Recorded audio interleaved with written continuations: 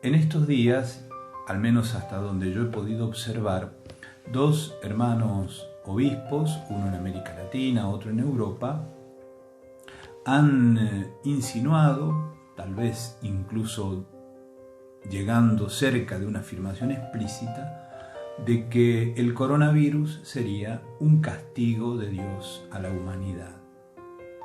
Este enorme sufrimiento, esta incertidumbre, este dolor que está generando esta pandemia, que está golpeando a tantas personas, a tantos pueblos, a tantos inocentes, sería un castigo de Dios, sea por los pecados de la humanidad, nuestros caminos desviados, sea por los errores, algunos errores de la Iglesia en el cumplimiento de su misión.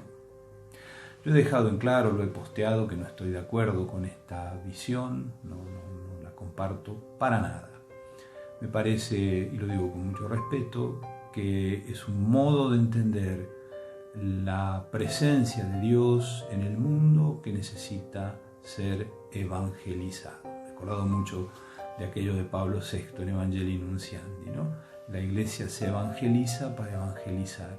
Y hay momentos en que caemos en la cuenta en que nosotros necesitamos volver a escuchar con mucha fuerza el Evangelio, ¿no? Lo digo con franqueza porque lo siento verdaderamente así. Dios no envía castigos al mundo, solo sabe enviar salvación. Y un discurso, sea una predicación o incluso el discurso teológico, un discurso cristiano responsable sobre Dios, lo tiene que subrayar con absoluta claridad. Es lo que Francisco llama el primer anuncio, el querigma, la sorpresa inaudita del amor de Dios, absoluto, incondicional, manifestado en Jesucristo, y que el Espíritu Santo se encarga de enraizar en el corazón del mundo, de las personas. El amor de Dios. Dios no envía castigos, envía vida, salvación. Estamos a punto de celebrar la Pascua. Allí vamos a volver a pronunciar, Dios va a poner en nuestros labios la palabra más hermosa del lenguaje cristiano, resurrección, que es un imperativo que el Padre pronuncia en el secreto de la tumba del Santo Sepulcro en la mañana de resurrección, soplando su aliento, su neuma, su espíritu sobre el cuerpo exánime de su Hijo, le dice, resucita. Se lo dice a él, pero porque se lo quiere decir, y se lo dice a toda la humanidad.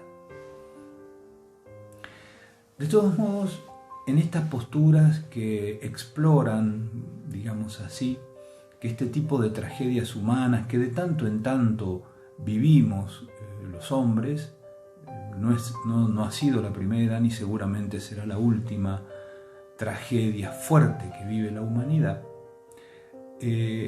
Estos discursos, a mi modo de ver, incompletos, estos discursos teológicos incompletos, sí tienen algunos aspectos salvables, y yo quisiera detenerme en tres de ellos que me parecen importantes. Repito, no estoy de acuerdo de fondo con esta postura, pero sí creo, en primer lugar,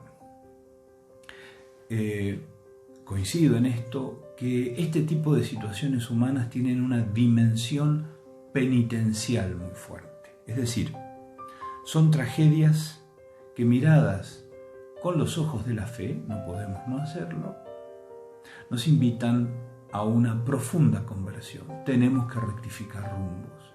El Papa Francisco lo ha recordado con voz profética en distintas ocasiones, pero el viernes pasado, en esa impresionante oración en la Plaza San Pedro, atardecer romano con lluvia ante el Santísimo, Francisco nos ha vuelto a interpelar. Tenemos que rectificar rumbos en el modo como estamos viviendo la vida, las personas, las familias, las sociedades, los pueblos. Sí, es una llamada a la conversión. Y aquí hay otro punto que me parece importante. Incluso cuando se explora la posibilidad de que esto sea un castigo divino, todos terminan diciendo, y en esto yo coincido, esta es una situación que nos impele a llamar la misericordia de Dios, a invocar el atributo más profundo de Dios, su misericordia, sus entrañas de misericordia. Con la oración, con la súplica, con la penitencia, implorar la benevolencia de Dios, que Dios nos salve, que nos ayude, que se ponga de nuestra parte, que alivie nuestra pena. Otro punto de coincidencia es que con todo esto que vivimos, Dios está presente en medio de estas tragedias, de estas crisis. Repito, no como el que castiga, sino como el que salva. Tenemos que meditar y como hombres y mujeres del Espíritu tenemos que suplicar el don de discernimiento para reconocer la presencia de Dios en medio de esta prueba. Nosotros creemos que Dios es creador, es providente, es redentor, ha resucitado a su Hijo y Cristo resucitado está profundamente presente en el mundo. La resurrección no lo ha alejado de nosotros, lo ha hecho más incisivamente presente en la historia. Tenemos que buscarlo. También y especialmente en medio de lo más oscuro de la noche. Allí está titilando, como lo celebraremos en la Vigilia Pascual, la luz del resucitado. Aquí hay 3 puntos que también en el que quisiera desarrollar esta idea. Dios está presente en nuestra historia, no como el que castiga, sino como el que salva. Y eso significa, en un primer momento, que Dios respeta las decisiones libres que nosotros tomamos, aún las más funestas, aún las que procediendo de nuestra libertad llevan destrucción a nosotros y a los demás. Dios respeta nuestra libertad porque respeta su creación. Sabe que nuestras decisiones, nuestros errores, nuestros pecados se vuelven contra nosotros y ese es el castigo de nuestros pecados. Como dice la Escritura, el pecado lleva consigo su propia paga, su propio salario. No llega de arriba, forma parte de esa lógica propia del mal. Cuando nuestras manos hacen el mal, ese mal se vuelve contra nosotros. Todo vuelve, canta un cantor popular argentino. Todo vuelve, el mal, pero también el bien. Segunda idea. Nosotros tenemos que reconocer con mucha humildad que no tenemos una visión completa del designio de Dios. En estos días yo he recordado, y se lo he propuesto a algunos, y he releído el gran discurso de Benedicto XVI en Auschwitz, el campo de concentración, que es un verdadero lugar teológico en la historia de la humanidad. ¿Cómo creemos en Dios después del Holocausto, de la Shoah, de Auschwitz? Allí Benedicto pronuncia un impresionante discurso, pero prestemos atención. Es el obispo de Roma, pero lleva sangre alemana y habla la lengua alemana, aunque deliberadamente en ese momento pronunció el discurso en italiano. No quiso que resonara en su lengua, esa lengua que usaron los verdugos, que era la de los verdugos, para hablar.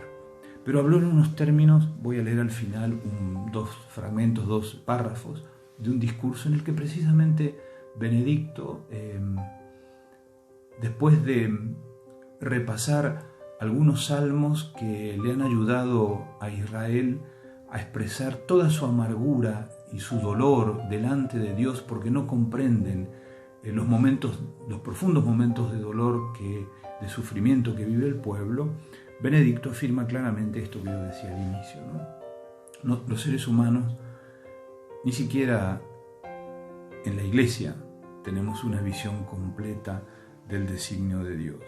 Por eso, el discurso de Benedicto se complementa con la actitud de Francisco cuando visitó Auschwitz. ¿Lo recuerdan? El Papa no quiso pronunciar palabra. Se quedó largo rato en oración. Están las imágenes, los videos incluso, ¿no? Sentadito en una silla, ante los barracones o en distintos lugares, ¿no? Que fueron testigos del inmenso sufrimiento, injusto sufrimiento de inocentes, el silencio. Delante de este designio de Dios, cuyo desarrollo completo no conocemos, pero es el Dios amor el que interviene en la historia, la oración silenciosa y la compasión son las únicas respuestas posibles.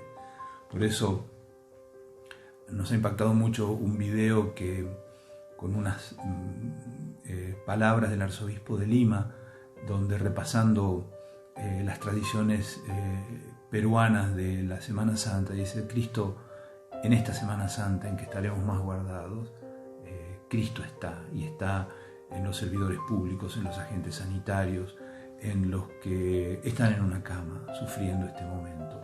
Es la compasión, el hacer propio el sufrimiento del otro, la única respuesta posible frente al sufrimiento humano. Pero hay un tercer punto, y hoy es 2 de abril, hace 15 años que nos dejaba San Juan Pablo II, ¿no? Yo recuerdo muy bien aquel sábado de su Pascua.